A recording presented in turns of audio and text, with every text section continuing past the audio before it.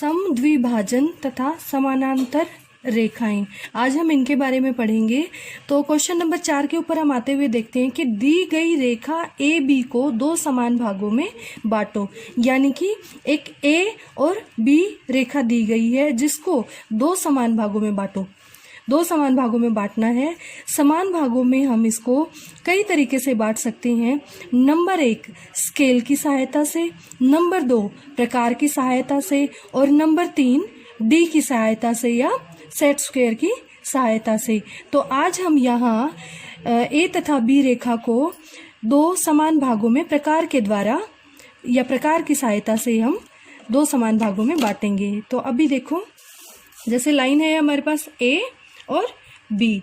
हम ए और B line को किसी भी ए तथा बी में से किसी भी एक लाइन पे, या तो आप इस बिंदु पर या आप इस बिंदु पर प्रकार रख सकते हैं, वो आपकी अपनी चॉइस है। अब क्या करते हैं, हम बी बिंदु पर इसको प्रकार को आधे से ज़्यादा हम प्रकार को खोल लेते हैं और ऐसे करके हम क्या करते हैं, डॉटेड लाइन लगा देते हैं। ये हो गया हमारी डॉटेड लाइन में हाफ सेमी सर्कल, यानी कि आधा चंद्र आकार। अब क्या करते हैं, हम यहाँ से उठा करके अब लेके जाते हैं हम ए बिंदु पर, उतने ही दूरी पे खुला हुआ है। अब हम क्या करेंगे, सेम वैसा ही हाफ सर्कल हम यहाँ ड्रॉ कर देंगे। ये हो गया। अब ये सर्कल ड्रॉ होने के बाद जो ये बिंदु जहाँ पर हाफ सर्कल मिल रहे हैं, उन बिंदुओं को हम आपस में मिला देंगे एक स्केल की सहायता से। इसे हम लेंगे डॉटेड लाइन में। ये हमारा एक बिंदु से दूसरे बिंदु तक मिल गया है। अब लाइन की परिभाषा हमने पहले पढ़ी थी कि एक बिंदु से दूसरे बिंदु के मध्य की बीच की दूरी के आभास को हम रेखा कहते हैं। अब जो ये एक बिंदु है और दूसरा बिंदु ये, इसके बीच की दूरी का आभास हमने लिया है डॉटेड लाइन से। इस डॉटेड लाइन को जब हम डार्क करेंगे, ये क्या है, आभासीय रेखा है। आभासीय रेखा को जब हम डार्क करेंगे तो क्या होगा, इसको हमने कर दिया डार्क। ये दो समान हिस्सों में बट गया। अब देखते हैं कि क्या सही मायने में ये दो समान हिस्सों में रेखा बटी है। इस रेखा को हम नाम दे देते हैं, जैसे ये ए और बी दी हुई रेखा थी, तो अब हम इसे सी और डी नाम दे देते हैं। अब हम देखते हैं क्या, अब जो केंद्र बिंदु है, केंद्र किसे कहते हैं, जो बिल्कुल बीच में हो।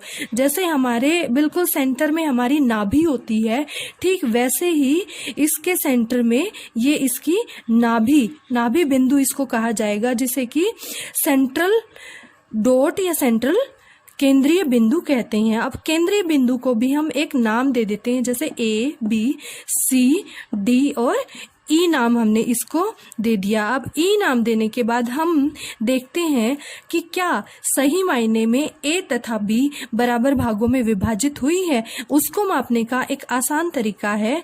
अब हम जाएंगे बी के ऊपर वापस से जब हम बी के ऊपर गए हैं तो हम सेंट्रल, जो कि हमारा केंद्र बिंदु है, वहां तक हम अपनी पेंसिल को खोल लेंगे।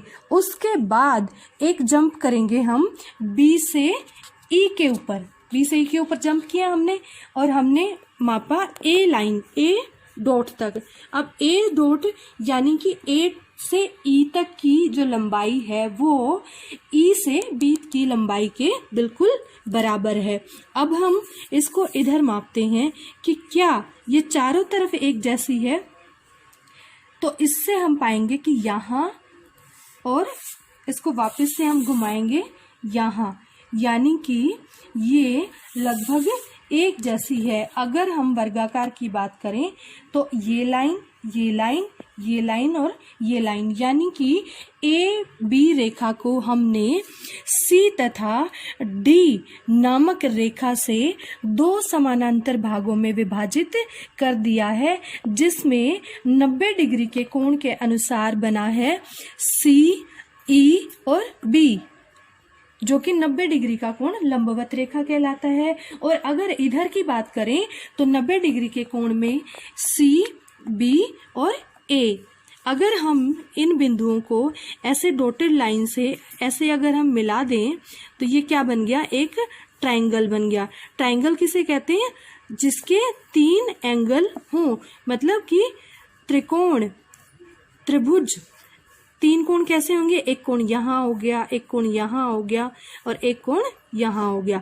तो हमने यहाँ किसी कोण के बारे में बात नहीं करनी, क्योंकि हमारे पास सवाल क्या दिया गया है कि दी गई रेखा ए बी को 2 समान भागों में बांटो। तो ए तथा बी रेखा को हमने प्रकार की सहायता से 2 समान भागों में बांट दिया गया है। ये बहुत ही इजी मेथड है, ये बहुत ही आसान तकनीक है, जिसके द्वारा हम क्वेश्चन नंबर 4 सॉल्व